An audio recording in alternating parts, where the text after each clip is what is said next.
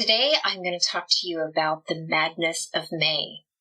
And not everybody's May is the same. I'm a northern grower in North Idaho, but it is the month in which everything kind of starts to crash in on you and it all becomes too much. So for me, that month is May, and that's what I want to talk about today, how to deal with all the things that start happening all of a sudden, especially once you are an established business, and how you can plan for that, cope with that, and what I think you need to do so that it doesn't go to crazy level. Welcome to Learn Cut Flower Growing. Whether you are an inspiring green thumb, a busy mompreneur, or simply seeking a passion, you are in the right place. If I had to do it all over again, knowing what I know now, I would do it smarter. And that's what I'm sharing here. I want to take years off your learning and help you bloom with confidence in your garden. Each episode, I'll share practical tips and ideas, heartfelt stories, and expert insights to help you grow and find balance in your journey. I'm Paula Rice, your cut flower farmer guide.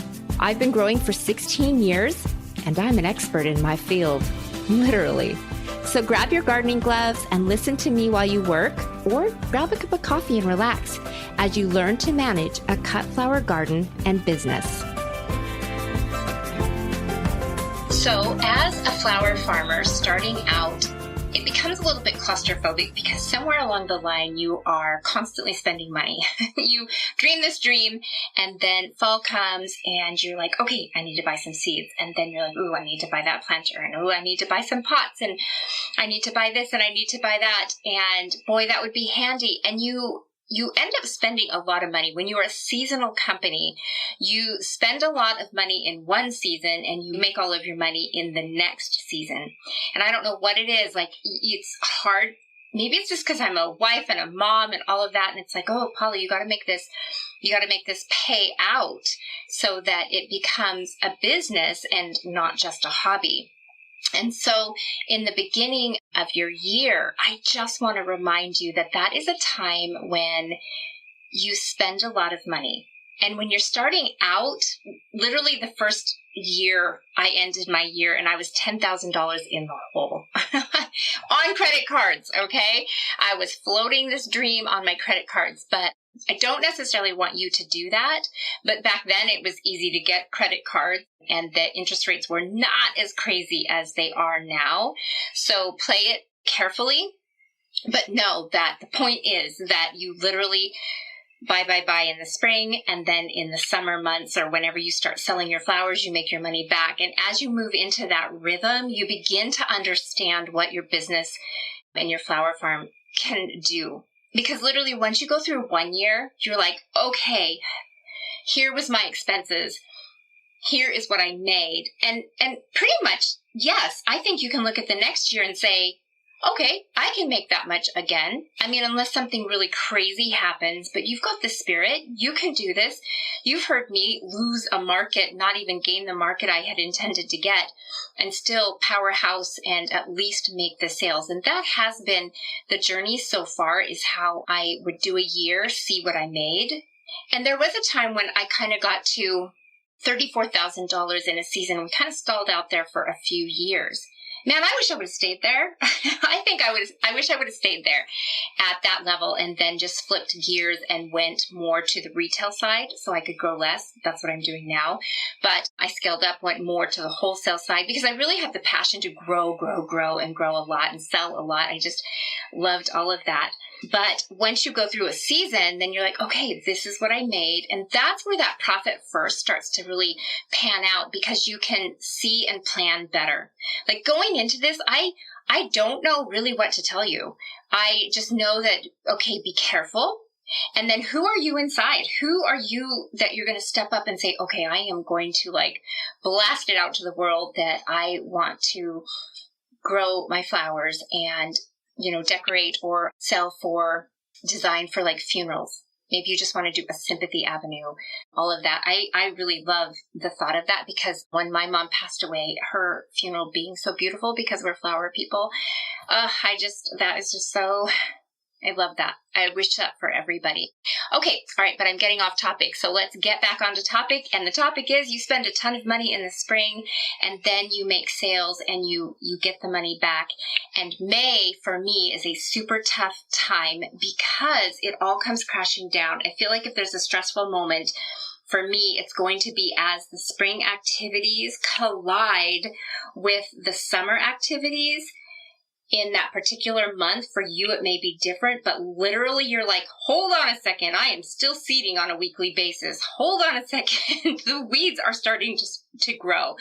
Hold on a second. I still got to get these baby plants in the ground. And then you're like, what? This is blooming?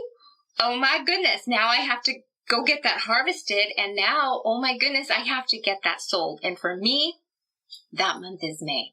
So I call it May Madness. And I'm sure May Madness is a thing out there. So plan ahead for that. And the only, like, in the beginning when you don't have an established farm, because literally right now what's going on is like, oh my gosh, I have a ton of snowball viburnum going. The anemones and the ranunculus are going. And we're still like trying to do the last bits of seeding that in case, this seeding that I'm doing right now is in the fall. If it doesn't freeze early, I will have some flowers to sell. And that is a whole strategy onto itself because you have to literally grow a lot more because there's no turnaround in the fall. We'll talk about that another time. Oh my goodness, I'm so sorry. But let's get back to this season where I'm also trying to hit Mother's Day. Now, I'm a northern grower, and for the longest time, I couldn't hit Mother's Day, but I wanted to hit it because I knew it was the biggest holiday that would be available to me as a seasonal grower because all the other holidays happen in the winter months. Like we're talking Valentine's Day and all of the major holidays when a florist makes a lot of money, they're all actually literally in the winter months. And so for us, summer is our go time, and that's when we can maybe hit Mother's Day, and then we just have weddings and events and summertime activities that we can sell to. So if you can hit Mother's Day, that really helps your spending spirit. That's what I want to say, because you are spending, and you're like, oh my goodness, I've got to get to the point where I am selling the flowers. And even when I knew last year's sales, I didn't really worry about it, but it's nice when you can start selling. So when you try to target Mother's Day and all those other activities are happening still, you need help. Okay, that's the secret. You need help.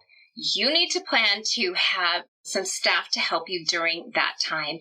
In the very beginning, when you don't have an established farm, like the peonies are coming on in a piddly kind of way, like mostly I'm cutting their heads off and saying, become better plants.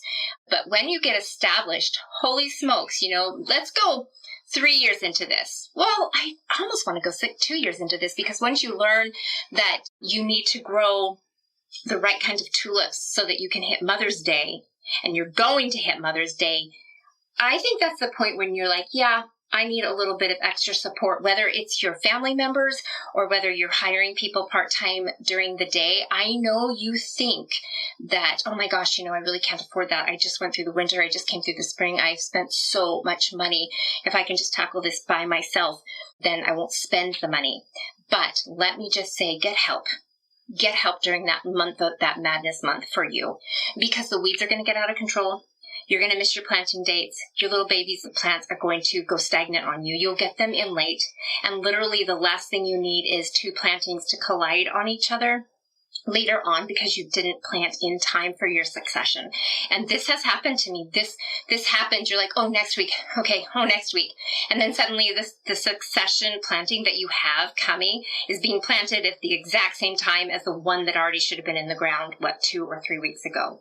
So get some help for that, because when you hit Mother's Day, this is how you do it for a northern grower, because maybe your woodies aren't fully established. It's a pretty weak time of year for us.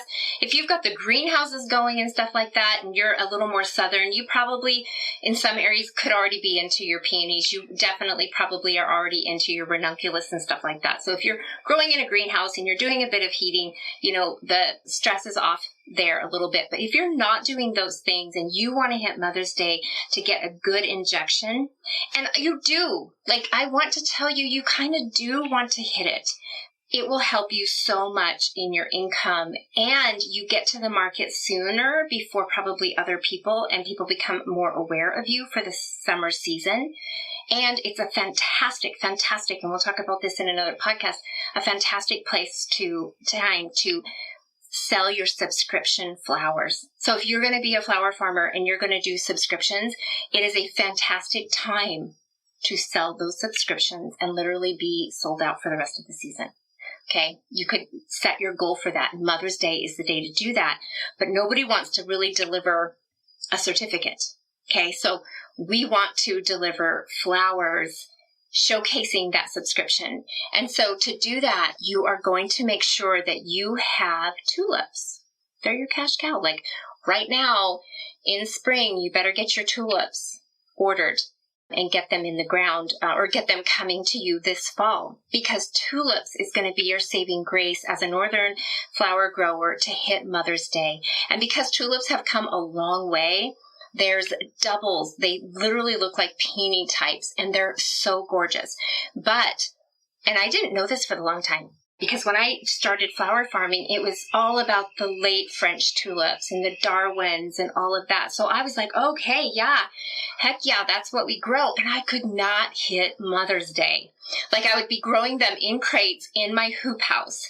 And I hate growing in crates. I hate having to buy all of that soil when I have so much land around me.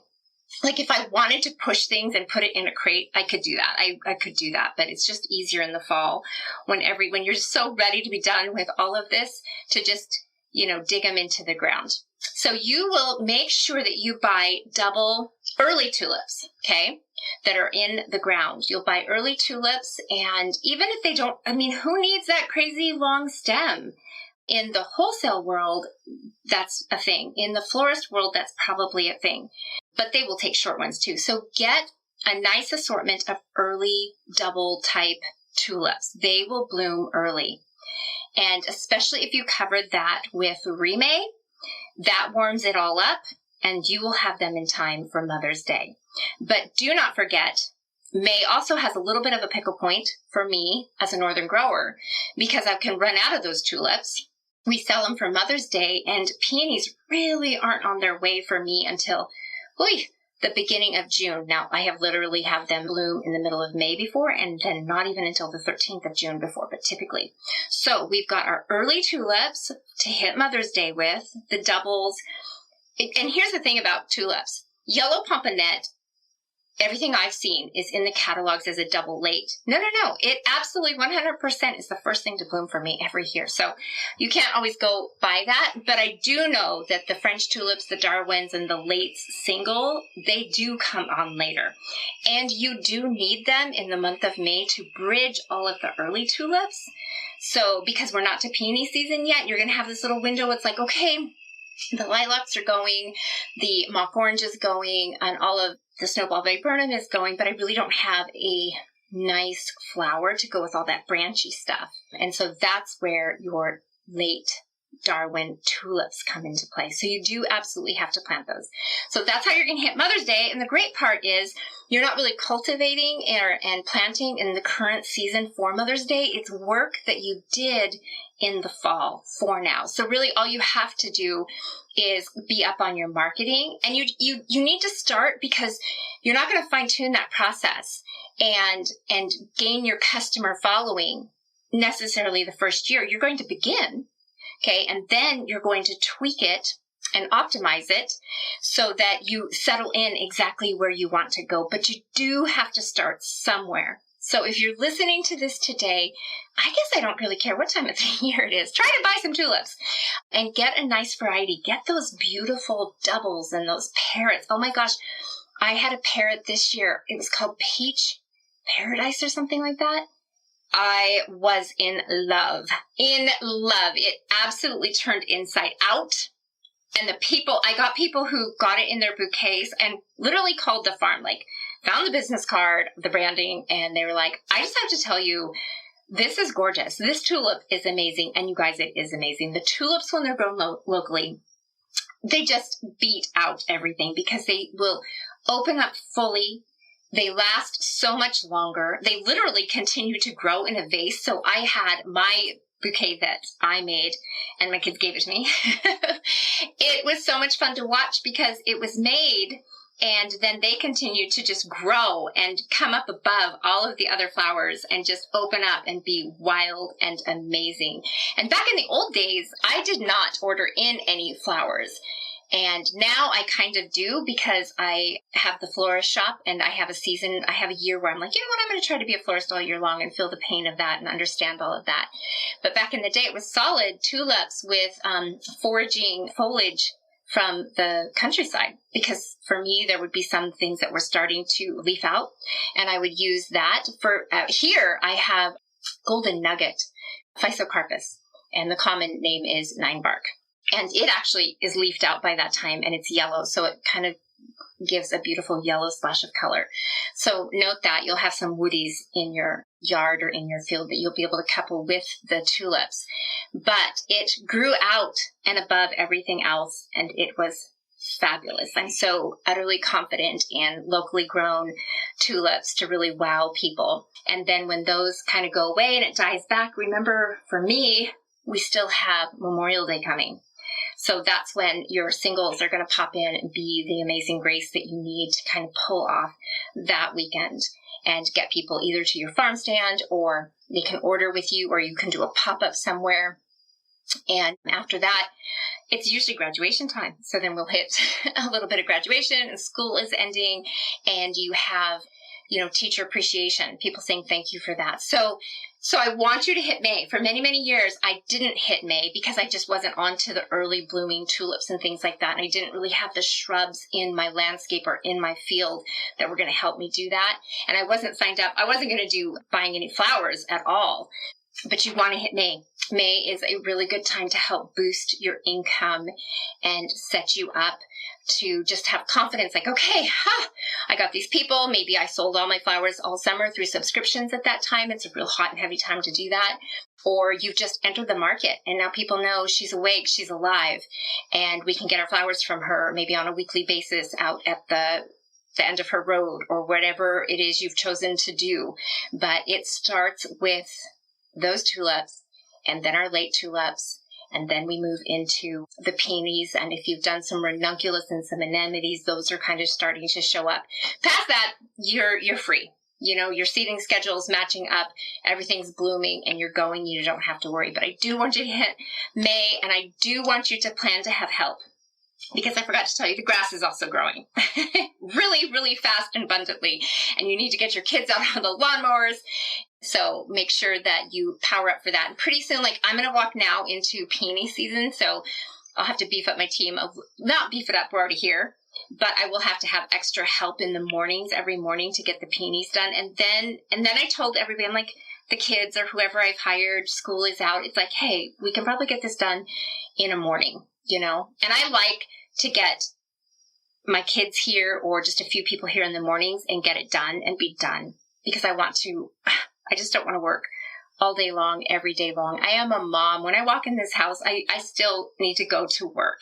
So that is the month of May madness that I wanted to go over with you guys and just share that there's so much that goes on in this month.